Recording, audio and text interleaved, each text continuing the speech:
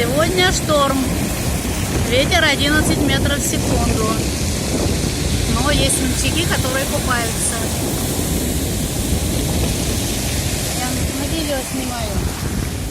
А вот столько народу в Абхазии.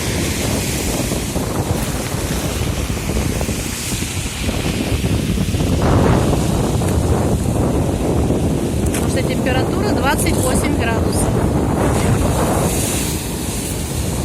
Воды 27, а воздуха где-то 30, сказали.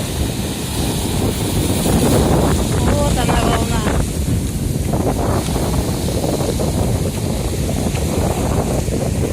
Все дышим. Открыли шире рот.